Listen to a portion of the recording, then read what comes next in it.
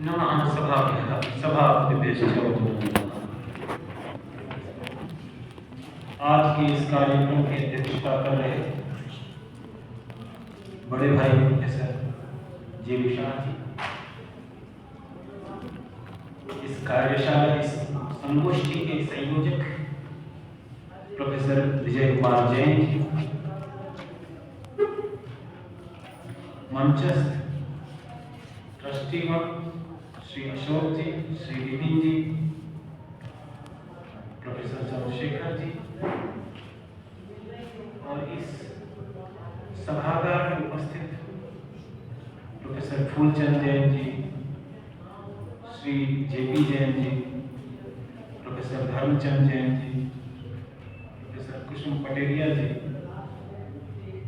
और इसके अलावा देश के विभिन्न कोनों से पधारे हुए वरिष्ठ आचार्य, शोधार्थी और बहुत ही संभाव्य युवा विद्वज्जन। Epistemology in the context of शास्त्र वार्ता समुच्चय। शास्त्र वार्ता समुच्चय के संदर्भ में प्रमाण मीमांसा, इस विषय पर एक संगोष्ठी का आयोजन जो भोगीलाल करमचंद इंस्टीट्यूट के द्वारा किया जा रहा है, जिसको भारतीय दार्शनिक अनुसंधान परिषद ने अपना आर्थिक सहयोग भी प्रदान किया। यह एक ऐसा उपक्रम है जो कि एक बड़े ही महत्वपूर्ण विषय पर एक बहुत ही महत्वपूर्ण कार्यक्रम के रूप में आयोजित हुआ और मैं इसके आयोजकों को सबसे पहले तो धन्यवाद देना चाहूंगा कि उन्होंने इस विषय को संज्ञान में लेते हुए, इस विशिष्ट विषय को दृष्टिगत रखते हुए हरिभद्र सूरी जैसे विद्वान के इतने महत्वपूर्ण ग्रंथ, जो कि 8वीं शताब्दी का लिखा हुआ ग्रंथ है, जिसकी तरफ दर्शन के विभागों में अध्येताओं का ध्यान बहुत ज्यादा नहीं जाता, ऐसे महत्वपूर्ण ग्रंथ के को संदर्भ में रखते हुए यह संगोष्ठी आयोजित की है। इसके साथ यह एक और भी सुखद संयोग है कि इसी अवसर पर प्रोफेसर इंदु मेमोरियल विशिष्ट व्याख्यान भी आयोजित किया जा रहा है। इनु मेमोरियल, प्रोफेसर इंदु मेहता काशी हिंदू विश्वविद्यालय में महिला महाविद्यालय जो है उसके प्राचार्य हुआ करती थी और संयोगवश मैं भी काशी हिंदू विश्वविद्यालय में ही प्रोफेसर आचार्य के रूप में कार्य और आप प्रोफेसर मुकुल राज मेहता जी की भार्या थी और बहुत ही थोड़े समय पहले वे दिवंगत हो गए। उनके स्मृतियों को सजोने के लिए इस तरह का एक पुनीत कार्य, अच्छा कार्य किया जा रहा है और उसकी शुरुआत एक बड़े विशिष्ट विद्वान पद्मश्री चमोकृष्ण शास्त्री जी के व्याख्यान के द्वारा हो रहा है। यह भी एक अच्छा अवसर है। अभी मुझे पता चला कि प्रोफेसर चमोकृष्ण शास्त्री जी, उनकी फ्लाइट रात में मिस हो गई, डिले हो गई है और सुबह की फ्लाइट से वो आ रहे हैं, इसलिए इस समय उपस्थित नहीं हो पाए हैं। थोड़ा सा कार्यक्रम के हिसाब से बदल दिया गया है, तो भोजनापरांत वाले सत्र में वो अपना व्याख्यान प्रस्तुत करेंगे। तो मैं आपके साथ, आपके समक्ष शास्त्र वार्ता समुच्चय के संदर्भ में ज्ञान मीमांसा इस विषय पर कुछ चर्चा करना चाहता हूं। अगर आप इस ग्रंथ को देखें, अभी जिसे एक और ग्रंथ की चर्चा की गई थी, षड दर्शन समुच्चय, षड दर्शन समुच्चय और शास्त्र वार्ता समुच्चय दोनों ही एक ही व्यक्ति के द्वारा लिखे हुए ग्रंथ हैं, परंतु दोनों की शैली में, लिखने की स्टाइल में भेद है और कुछ चीजें ऐसी हैं जिनकी तरफ वो भिन्न भिन्न तरह से संकेत देना चाहते हैं। विषयों का किस प्रकार से परिगणन किया गया है दोनों ग्रंथों में, इसको भी बड़े महत्वपूर्ण तरीके से देखा जा सकता है। षट दर्शन समुच्चय में चारवाक दर्शन सबसे अंत में परिशिष्ट के रूप में आता है और मुख्य ग्रंथ में उस तरह से नहीं आता। इसके विपरीत शास्त्रवाद का समुच्चय में सबसे पहले चारवाक दर्शन किया और यह दो तरह का विषयों का विभाग, विषयों का समायोजन क्यों किया गया होगा, इसका उद्देश्य क्या था, क्या उनके बुद्धि में, मन में रहा हो, यह भी एक विचारणीय बिंदु है। क्योंकि षट दर्शन समुच्चय यह जो ग्रंथ है बहुत ही गंभीर ग्रंथ है और उसको गुणरत्न की एक बड़ी विशिष्ट व्याख्या प्राप्त होती है। तो उस ग्रंथ में और उस पर जो अन्य व्याख्याएं भी उपलब्ध होती हैं, बहुत मोटे मोटे ग्रंथ के रूप में प्रकाशित हुआ है और बहुत ही गंभीर किस्म का ग्रंथ है षट दर्शन समुच्चय। शास्त्रवाद का समुच्चय इस ग्रंथ के बारे में उस प्रकार से चर्चा नहीं करता, उतना लोगों के बीच में, विद्वानों के बीच में चर्चा का विषय नहीं होता और सचमुच में इसी वजह से इसको केंद्र में लाने का प्रयास इस संगोष्ठी के माध्यम से किया जा रहा है। और अगर ये देखने का प्रयास किया जाए, पूरे ग्रंथ को आप देखेंगे, पहला जो स्तबक है, पहली जो कारिका जहां से ग्रंथ शुरू होता है, वह मोक्ष विषय विचार से करता है और अंत में फिर मोक्ष विषय विचार से वो 11वें स्तबक में ग्रंथ की संपूर्ण। तो जो तात्पर्य निर्धारक के रूप में, निर्धारकों के रूप में द्वैत की परंपरा में उपक्रम और उपसंहार का एक रूपता को बहुत महत्वपूर्ण माना गया है। तो इससे ये पता चलता है कि यह जो ग्रंथ है वह मोक्ष शास्त्र, और इसी वजह से इसको शास्त्र शब्द के द्वारा भी अभिहित किया गया। शास्त्रवाद का समुच्चय, शास्त्रों में आने वाली जो वार्ता है उस वार्ता का समुच्चय, वार्ता का संज्ञा।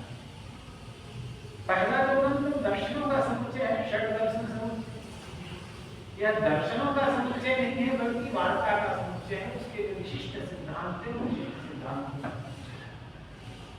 आप अगर इस ग्रंथ में आए हुए विषयों के बारे में देखने का प्रयास करें कि कौन कौन से विषय इस ग्रंथ में आ रहे हैं, अगर संक्षेप में मैं उसके बारे में बात करूं तो पहला स्तबक जो प्रारंभ होता है मोक्ष साधन के रूप में धर्म की उपादेयता को बता करके प्रारंभ होता है। और फिर सबसे पहले जिसको कि हम कह सकते हैं कि सबसे प्रारंभिक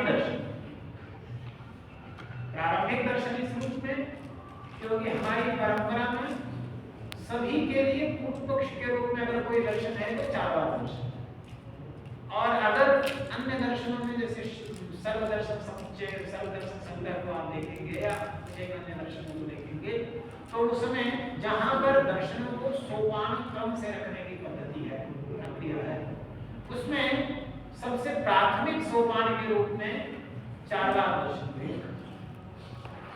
तो यहाँ पर भी चारवाक दर्शन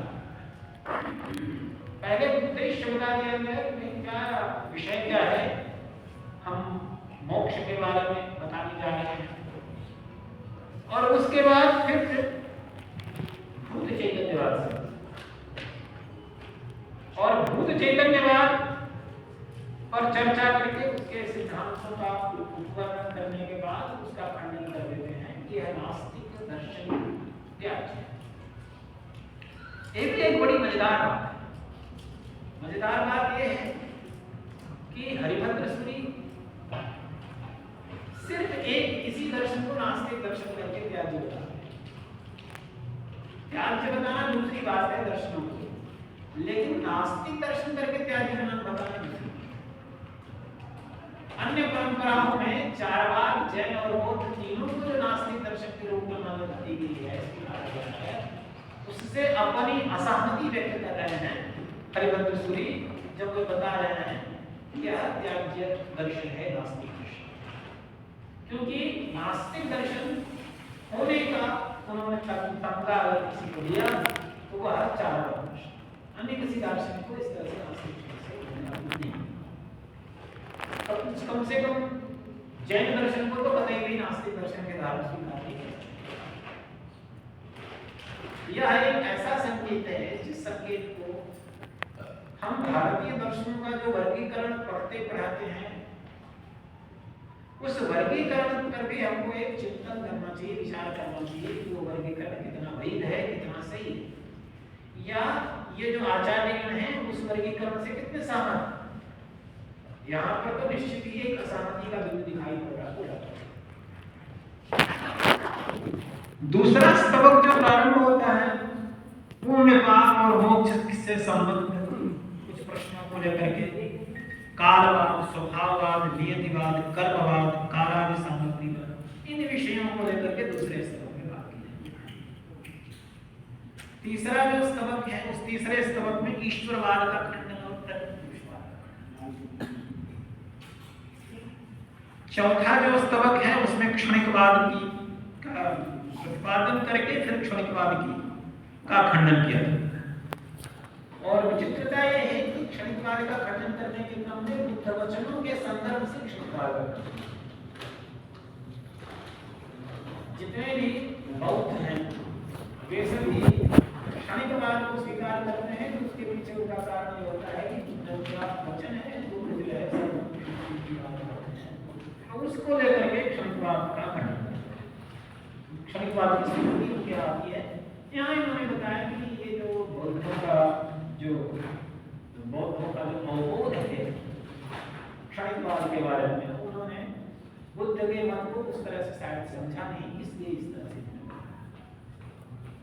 पांचवा जो स्तवक है वो बाह्यार्थ खंडनवाद, क्योंकि बौद्धों में चार प्रमुख संप्रदाय माने जाते हैं। एक जो वैभाषिक है और दूसरा सौत्रांतिक है। वैभाषिक और सौत्रांतिक बाह्यार्थवादी भी हैं, बाह्य अर्थ को स्वीकार करते हैं। और उसके बाद फिर विज्ञानवादी हैं जो कि केवल विज्ञान मात्र को स्वीकार करते हैं। और फिर एक शून्यवादी हैं जिनके हिसाब से शून्य मात्र ही माने शून्यता ही तत्व है, शून्यता का ही दर्शन करना चाहिए। या जो प्रतित्य समुत्पाद है वही शून्यता है। जो प्रतित्य समुत्पाद है शून्यतां काम चक्र, तो जो प्रतित्य समुत्पाद है वही शून्यता है। और जो शून्यता है वह चतुष्कोटि निर्मुक्त है, ना तो सत है, ना तो असत है, ना तो असत है और ना तो संसद विलक्षण है। तो इन चारों कोटियों से विमुक्त है शून्यता। उस शून्यता का सिद्धांत है। तो आप एक तो क्षणिकवाद स्वीकार करने वाला बाह्यार्थवाद नामक है जो कि चौथे स्तवक में जिसका खंडन किया यहाँ पे, और फिर पांचवें स्तवक में बाह्यार्थवाद के खंडन का खंडन किया। क्योंकि विज्ञानवाद अगर स्थापित होता है तो बाह्यार्थवाद के खंडन पर स्थापित होता है। अगर विज्ञानवाद को स्थापित करना है तो पहले बाह्यार्थ का खंडन करना। अगर बाह्य अर्थ है तो विज्ञानवाद स्थापित नहीं हो सकता, क्योंकि विज्ञानवाद का तात्पर्य ही है कि केवल एकमात्र विज्ञान ही है। और हमारा सारा का सारा जो अनुभव है वह अनुभव बाह्य अर्थ को लेकर चलता है। घट है, पट है, टेबल है, कलम है, अन्य लोग हैं, फिर सबको लेकर चलता है। क्योंकि बाह्य अर्थ को मान के चलेंगे आप तो ऐसी स्थिति में विज्ञानवाद बनेगा। इसलिए बाह्यार्थवाद का खंडन करना तब विज्ञानवाद बनेगा। यहाँ पर विज्ञानवाद के खंडन का बाह्यार्थवाद के खंडन का खंडन। छठा जो स्तवक है फिर से एक बार लौटते हैं कि जिसमें कि वो क्षणिकवाद का भी खंडन करते हैं। फिर से क्षणिकवाद में जो युक्तियां हैं, जिन युक्तियों के आधार पर क्षणिकवाद को बौद्ध दार्शनिक सिद्ध करते हैं, उन युक्तियों की वैधता, वो युक्तियां वैध हैं या नहीं, अर्थात क्रियाकारित्व के द्वारा, निर्हेतु विनाश के द्वारा, रूप रूपांतर के द्वारा अंततः विनाश के माध्यम से क्षणिकवाद की सिद्धि करने का प्रयास बौद्ध दार्शनिक करते हैं। और हरिभद्र सूरि ने इन सारे को देखते हुए बताया कि नहीं, बौद्ध ये जो क्षणिकवाद है इनकी स्थापना इनमें से किसी ने नहीं। और उसके बाद फिर शून्यवाद का भी यहाँ पर खंडन किया। अब तो एक और बात है कि भाई क्षणिकवाद और विज्ञानवाद का प्रतिपादन क्यों किया गया बौद्ध दार्शनिकों के द्वारा, असल तो इस तरीके से अयुक्तिक है, अगर वह प्रमाण सिद्ध नहीं है। उसके बारे में भी बताते हैं कुछ विशेष दृश्य है क्षणिकवाद के प्रतिपादन का। क्षणिकवाद का प्रतिपादन इसलिए किया जा रहा है कि अनुराग को समाप्त करना, क्योंकि जो राग है वो राग जो है बंधन का कारण है। क्षणिकवाद बताने का तात्पर्य हुआ कि सर्व क्षणिकों को राग नहीं, तो स्थायित्व का जो बोध है वो राग के शिकार होता है। स्थायित्व नहीं है तो राग नहीं होगा, और इसलिए क्षणिकवाद का किया गया। ये छठवें स्तबक तक ये सारी बातें होने के बाद सातवें स्तबक में फिर वो जैन संबंध जो नित्यानित्यवाद है, क्योंकि जैनों के सिद्धांत के बारे में एक बहुत प्रसिद्ध माने जाता, दो सिद्धांत प्रसिद्ध माने जाते हैं। एक तो स्यादवाद का सिद्धांत है और दूसरा अनेकांतवाद। और इसको अनेकांतवाद और स्यादवाद के जो दोनों सिद्धांत हैं एक दूसरे के पूरक सिद्धांत। तो यहाँ पर जो जैसे द्रव्य की परिभाषा जो बताते हैं जैन दार्शनिक, तो वो इस तरीके से बताते हैं उत्पाद व्यय द्रव्यतम सत्य। सत्य जो है वो क्या है, उत्पाद व्यय और द्रव्य से, माने वो उत्पत्ति भी हो रही है, नष्ट भी हो रहा है, और उसके बाद ध्रुव भी है। ये तो मतलब अन्य सामान्य लोगों को लगेगा ये तो बड़ी अजीब सी बात है। आप ये भी कह रहे हैं कि उत्पन्न भी हो रहा है, फिर आप साथ में कह रहे नष्ट भी हो रहा है, उसके बाद फिर आप कह रहे हो स्थिर भी ध्रुव भी, ऐसा कैसे हो सकता है? तो सारा का सारा जो प्रयास है बौद्ध जैन दर्शन, वह इन विपरीत सिद्धांतों के बीच में विपरीत सिद्धांतों का समन्वय करते हुए जैन दर्शन को स्थापित करते हैं। क्योंकि जैन दार्शनिकों ने जो अन्य दर्शनों की आलोचना की है, उस आलोचना में एक चीज हर जगह पर अन्य दर्शनों की आलोचना करने के साथ साथ वो ये बताना नहीं भूलते हैं कि इसमें इतना सा सत्य तो है, बस उसके साथ उन्होंने जो अपना जोड़ लिया है वो, जैसे घटः अस्ति तो ये गड़बड़ होगा, उसमें स्यात् जोड़ लीजिए तो ठीक है, स्यात् घटः, क्योंकि वह स्यात् जोड़ देने का तात्पर्य क्या है कि वह एक पक्षी नहीं होता, एकांतवादी नहीं होता। और जब एकांतवादी होने का तात्पर्य है कि यह ऐसा ही है,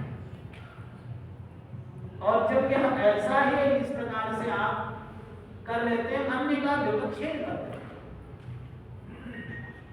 तो अन्य का व्यवच्छेद करते हुए यह ऐसा ही है जब आप स्थापित करते हैं, तो वह एक विभ्रमात्मक ज्ञान हो जाता है सिद्धांत, माने वह अन्य का जो व्यवच्छेदन का कार्य है वह गड़बड़ है। और इसीलिए उनका जो सिद्धांत है वो यहाँ पर सातवें स्तबक में बताते हैं जैन संबंध जो नित्यानित्य, एक शब्द का यहाँ पर किया गया कि नित्यानित्य, नित्य भी है और अनित्य भी है। जो भी मैंने सबकी परिभाषा आपके सामने रखी थी, वह सबकी परिभाषा इसी पर आधारित है, क्योंकि उसमें दो चीजें हैं जो नित्यता का उद्घोष है, और एक चीज है जो नित्यता की बात है। उत्पाद और व्यय अनित्यता का हॉलमार्क है, अनित्यता की पहचान। कोई चीज अगर उत्पन्न हो रही है और नष्ट हो रही है तो वह तो अनित्य हो, लेकिन जो ध्रुव है वह नित्य है। तो उत्पाद व्यय ये दोनों अनित्यता की पहचान है, और जो दूसरा है ध्रुव होना वह नित्यता है। और वो जैन दर्शन सचमुच में यह नित्य और अनित्य दोनों का एक साथ संबंध है। क्योंकि ये कहना कि नित्य है ये भी गलत है और यह कहना कि अनित्य है भी गलत है। वस्तुतः सत्य जो है इन दोनों के साथ, दोनों के संबंध में, दोनों को साथ लेकर के चलते हैं। तो यह जो 7वां स्तबक है वो जैन संबंध नित्य नित्यवाद का संबंध है। 8वां स्तबक जो है वो ब्रह्माद्वैतवाद का, ब्रह्माद्वैतवाद का। और 9वां स्तबक जो है ना वह मोक्ष की संभावना और मोक्ष के साधन के बारे में बात करता है। 10वां स्तबक मीमांसा और बौद्ध, इन दोनों के द्वारा जो सर्वज्ञता का खंडन किया गया उसका, मीमांसकों ने सर्वज्ञता का बहुत गहरा खंडन और गंभीरता से, क्योंकि मीमांसक ईश्वर को नहीं मानते। यह भी बड़ी अद्भुत बात है कि मीमांसक जैसा दार्शनिक जिसको कि परम आस्तिक बोलते हैं, वेदों के प्रामाण्य को स्वीकार करता है, लेकिन वो ईश्वर की सत्ता में भरोसा नहीं। वो किसी ऐसे ईश्वर को नहीं मानता है जिसने इस जगत को बनाया, जगत का निर्माण। तो वह ईश्वर को नहीं मानता और जो वेद है वेदों को प्रमाण मानते हुए भी वह किसी सर्वज्ञ को नहीं मानता, इसलिए वो सर्वज्ञता का खंडन है। और जो जैन बौद्ध है वो बौद्ध है, वो सब कुछ क्षणिक है। जब इस तरह की बात करते हैं तो उनके यहाँ सर्वज्ञता की बात बनती नहीं और इसीलिए वे लोग भी सर्वज्ञता का खंडन करते हैं।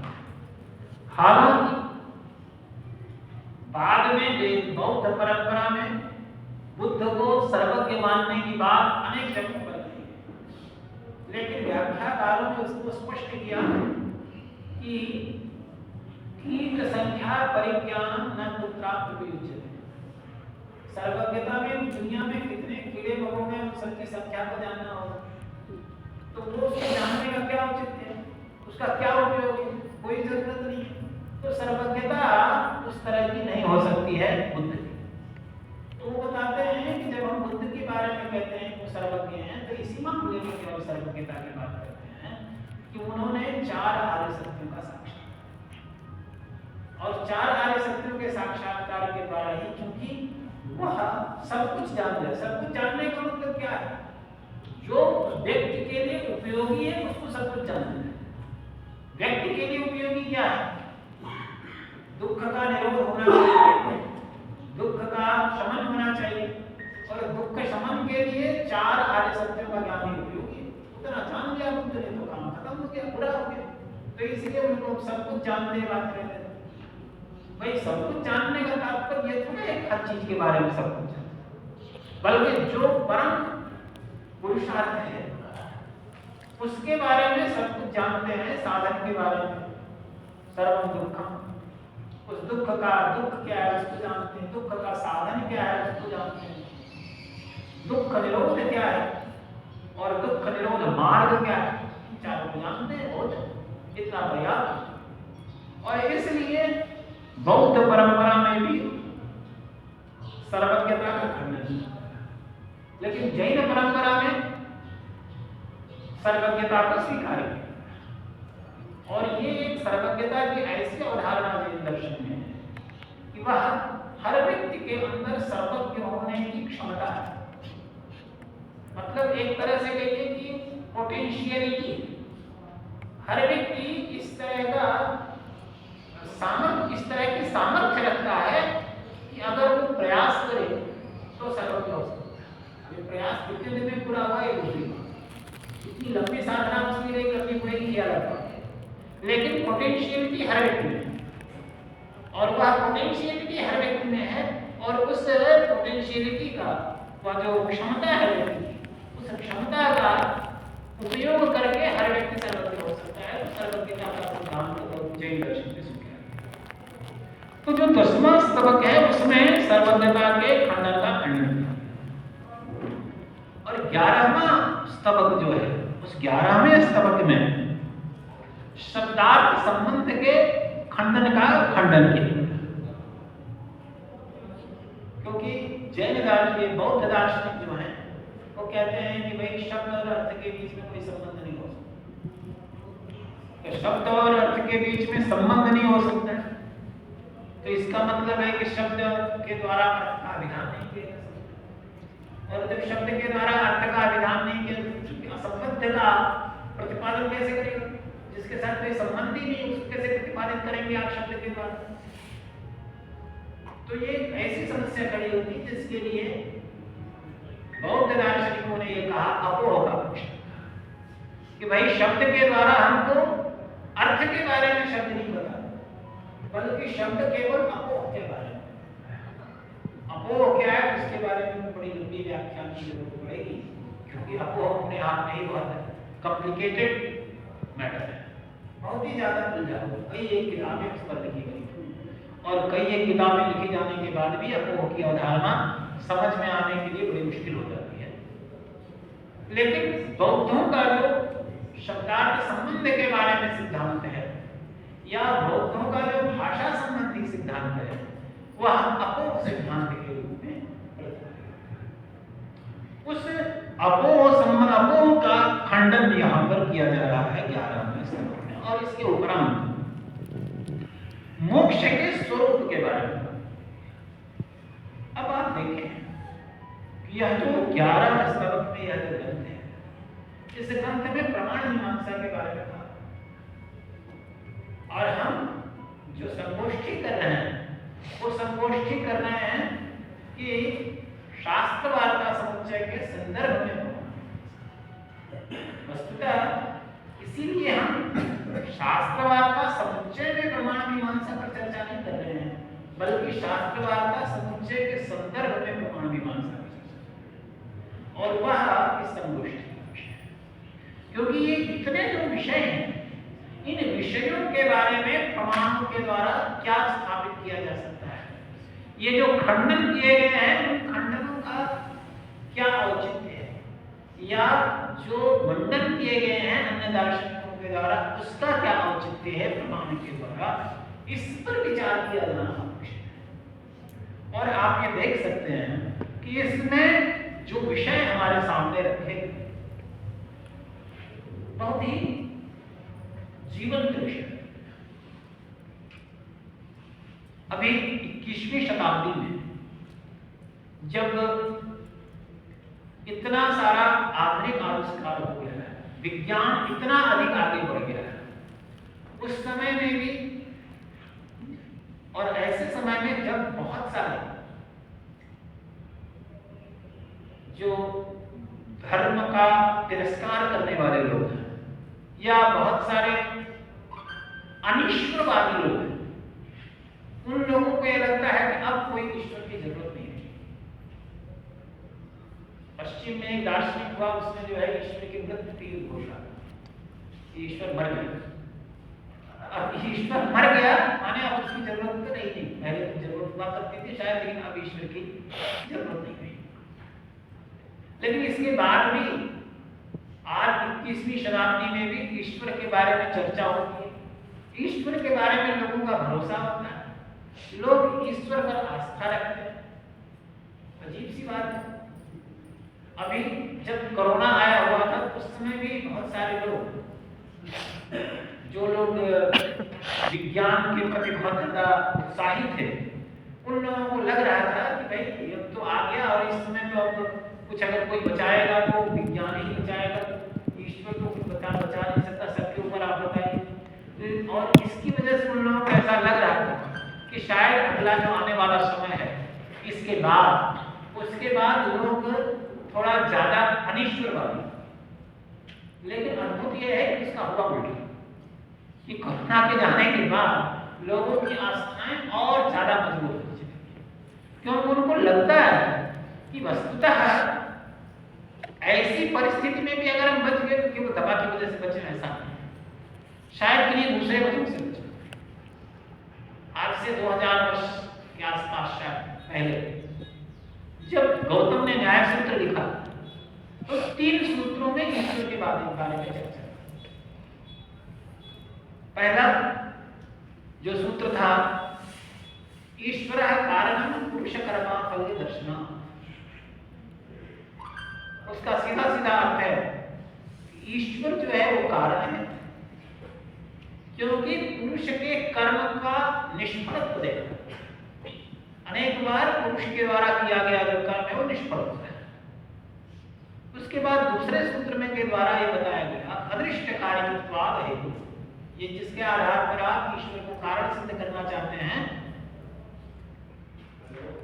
वो अदृष्ट से कारित है। माने यह जो पुरुष का के कर्म का पुरुष के कर्म का जो निष्फलत्व है या सफलत्व है वो ईश्वर कारित नहीं है बल्कि वह अदृष्ट कारित है। इसलिए इस युक्ति के द्वारा ईश्वर को आप सिद्ध नहीं कर सकते, ईश्वर के कारण का सिद्ध नहीं कर सकते। और तीसरे सूत्र में फिर अक्षपाल गौतम कहते हैं कि तत्कारिकत्व, माने जो अदृष्ट भी है वह अदृष्ट का भी कारण ईश्वर है। तो ऐसी स्थिति में तीन सूत्रों के द्वारा अब आप देखें यह जो आज के समय के जो प्रश्न हैं और जो 8वीं शताब्दी के प्रश्न थे या जो आज से 2000 वर्ष के पहले के प्रश्न थे, उन प्रश्नों के बीच में बहुत सारे अंतर दिख रहे। जब हम ये कहते हैं ना फिलॉसफी मेक्स नो प्रोग्रेस, तो हम सोचते हैं कि फिलॉसफी को, दर्शन को उसी प्रकार से प्रोग्रेस करना चाहिए जिस प्रकार से विज्ञान करता है, जिसमें कोई सवाल सुलझा दिए गए, उसके बाद फिर नए सवाल आते हैं, उन सवालों के बारे में कोई चर्चा नहीं। लेकिन फिलॉसफी के जो सवाल हैं, प्रश्न हैं, उन प्रश्नों के बारे में इतना सारा समय बीतने के बाद भी विभिन्न दार्शनिक दृष्टियां हैं। उन दार्शनिक दृष्टियों की आलोचना करते हुए भी दूसरे दार्शनिक उन दार्शनिक दृष्टियों की आलोचना भी करते हैं और उन दृष्टियों का खंडन भी करते हैं। लेकिन उसके बाद भी खंडन मंडन का क्रम बहुत लंबे समय तक चलता रहता है।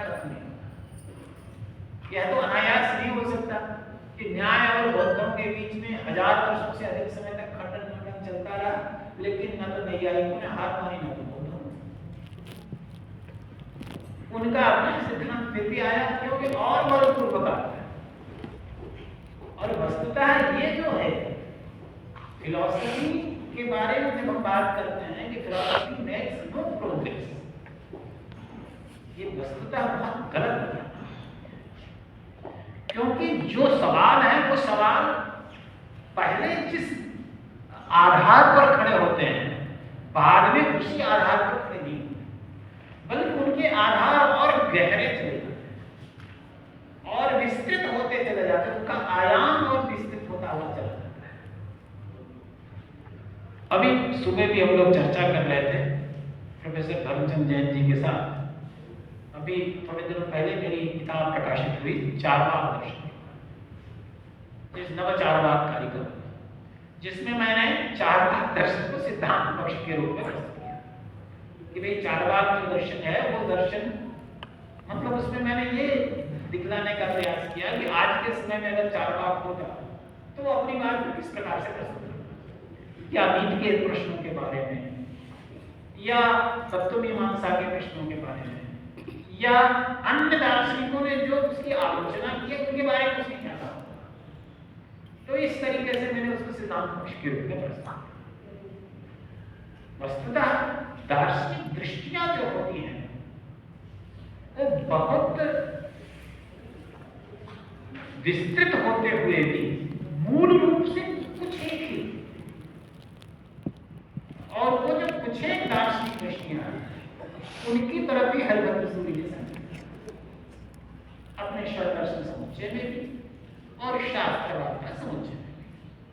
और उन्होंने ये शास्त्रवाद का समुच्चय में बतलाने का प्रयास किया कि शास्त्रों की जो वार्ता है या जो चर्चा है, वार्ता का तात्पर्य चर्चा से है या बातचीत से है, माने शास्त्रकार लोग जिस विषय के बारे में बहस करते हैं, खंडन मंडन करते हैं, वो कौन हिंदू हैं जिनके बारे में इतना ज्यादा करते हैं, ईश्वर के बारे में, प्रकृति के बारे में, हमारी जो भाषा में चलती है उस भाषा के बारे में, कि भाषा के द्वारा क्या, पश्चिम में आप देखिए तो जब एपिस्टेमोलॉजी खत्म होती है, जब तत्वमीमांसा खत्म होती है, मेटाफिजिक्स समाप्त हो जाता है, उसके बाद फिर वहां पर फिलॉसफी आप नाम यहां पर ये साथ में चलते हुए आते हैं। तो ये जो भाषा के बारे में प्रश्न है, और इसीलिए यहां पर भी भाषा के बारे में अलग अलग तरह से दृष्टियां, कि अगर भाषा का प्रयोग कोई ऐसा व्यक्ति कर रहा है जिसके यहां केवल तत्व विज्ञान मात्र, तो वह क्या बाह्य अर्थ का संदर्भ भाषा के द्वारा ग्रहण कर सकता है? अगर तत्व, क्योंकि उसके सामने तो सीधी सी बात आएगी, अजीब सी बात है, आप कहते हो कि बाह्य अर्थ है नहीं और हमेशा वाक्य का प्रयोग करते हैं, बाह्य अर्थ को प्रयोग कर रहे हो, बाह्य अर्थ को ही संदर्भित कर रहे हो। तो ये जो दार्शनिक विषय हैं, उन विषयों की गंभीरता ये है कि जब हम एक दृष्टि को लेकर चलते हैं तो उस एक दृष्टि से प्रमाण मीमांसीय प्रश्नों को, तत्व मीमांसीय प्रश्नों को, नीति शास्त्रीय प्रश्नों को और भाषा शास्त्रीय प्रश्नों, इन चारों को हम देखते हैं एक दृष्टि से अलग। नैयायिक जो वस्तुवादी है उसके लिए भाषा के द्वारा कभी भी अपोह का अभिराम नहीं होता, उसके यहाँ भाषा के द्वारा हमेशा उसी का अभिराम होता है जो हमारे व्यवहार में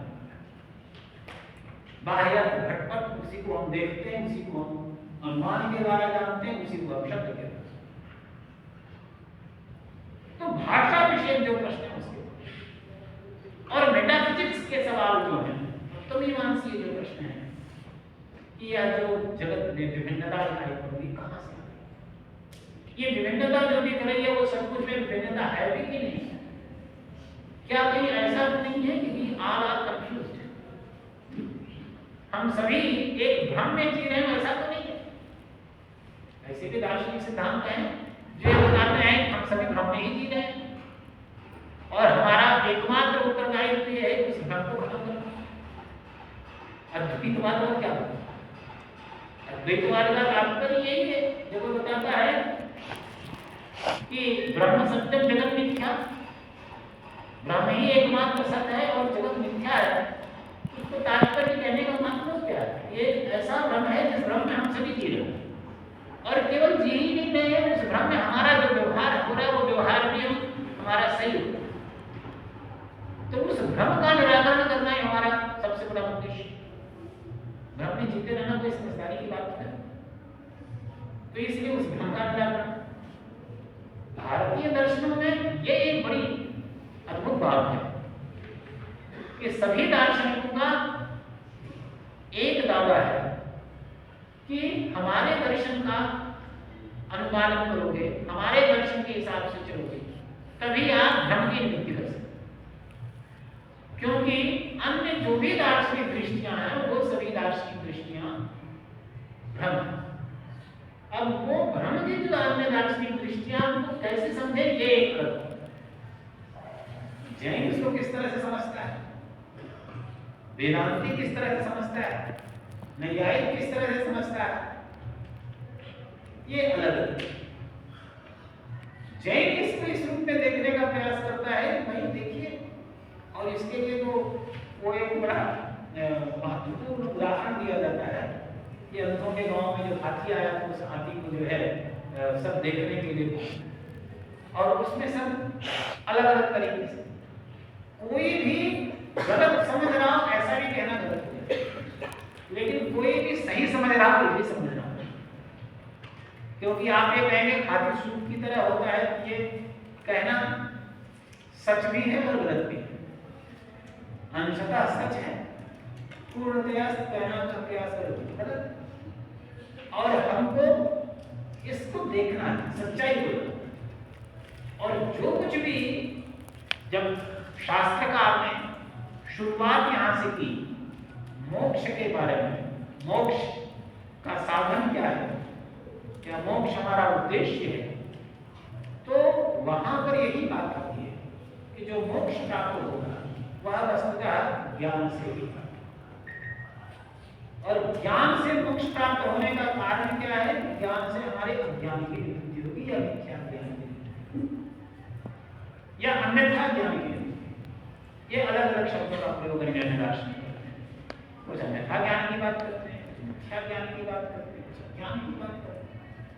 तो किसी ज्ञान मिथ्या ज्ञान की निवृत्ति से मोक्ष होता है, किसी ज्ञान अन्यथा ज्ञान की निवृत्ति से मोक्ष होता है, किसी ज्ञान ज्ञान की निवृत्ति से मोक्ष होता है। तो यह जो मोक्ष है वो मोक्ष की प्राप्ति होती सबके यहाँ तत्व, और यह जो तत्व ज्ञान की जो अवधारणा है, ये तत्व क्या है, इसके बारे में अलग अलग दर्शनों की अपनी दृष्टि, और उन्होंने वह दृष्टि ऐसी है कि हर एक दर्शन अपने दृष्टि को ही प्रमाण के माध्यम से, युक्ति के माध्यम से स्थापित करता है।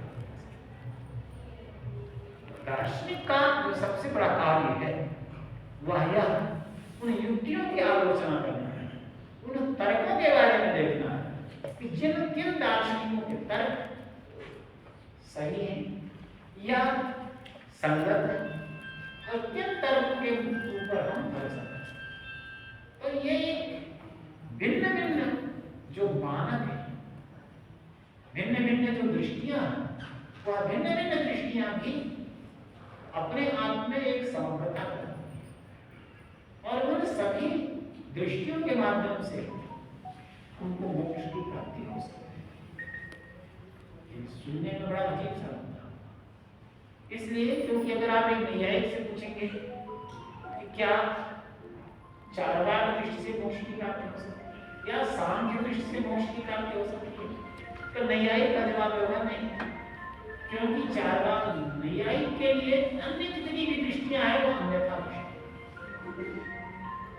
जितनी भी दृष्टियां हैं वो सब अन्यथा दृष्टि, और उन अन्यथा दृष्टियों के द्वारा आप अंतिम सत्य तक नहीं पहुंच सकते।